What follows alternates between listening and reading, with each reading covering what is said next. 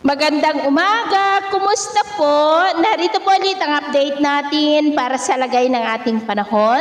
Ngayong umaga po ng July 30, 2025. Sa ngayon po ay nagbabanta na mag-landfall muli dyan sa China ang dating bagyong Emong habang patuloy rin po na lumalakas ang bagyong Krosa. Ang dalawang bagyong ito ay wala na pong direktang epekto sa ating bansa maliban po sa hinahatak nila ang habagat na nagdudulot ng mga isolated rains, lalo na po dyan sa kanluran ng Luzon hanggang weekend. At next week po, posibleng wala ng habagat na magpapaulan dito sa ating bansa pansamantala po. At sa ating long range forecast, consistent pa rin naman na walang bagyo na namamataan na tatawid po sa ating kalupaan for the next 2 weeks. At sa lagay ng ating panahon, ngayong madaling araw ay maayos naman ang panahon sa malaking bahagi ng bansa, pero dahil sa habagat, ay may mga isolated rain sa Batanes, Calayan, Ilocos Region, Cordillera, Nueva Vizcaya, Central Luzon, lalo sa kanlurang bahagi at Occidental Mindoro. At mamaya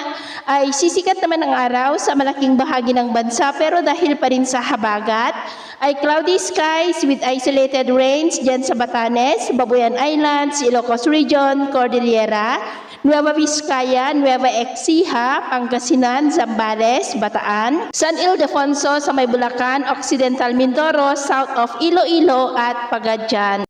At mamayang hapon po, mas maraming lugar ulit ang makakaranas ng mas maulap na kalangitan with isolated rains, dulot pa rin ng habagat, dyan sa may extreme northern Luzon, Ilocos Region, Cordillera, Nueva Vizcaya, Central Luzon, Occidental Mindoro, ilang bahagi ng Iloilo, Davao, General Santos, Surigao del Norte, Bukidnon, Davao Oriental at Tagum. Kaya mag-ingat po tayo dahil posible pa rin ang mga banta ng mga pagbaha at pagguho ng lupa, lalo na dyan sa western section ng Northern Luzon at Central Luzon.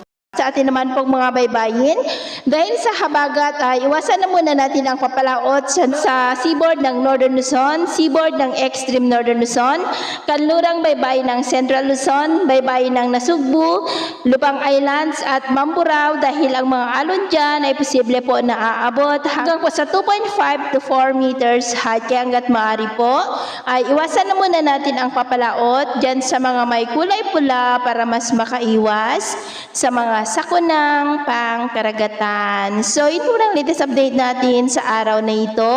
At ako po muli si James na nagsasabing, sa kahit anong pagsubok po na darating sa ating buhay, huwag na huwag po tayong mawawalan ng pag-asa. Thank you and God bless!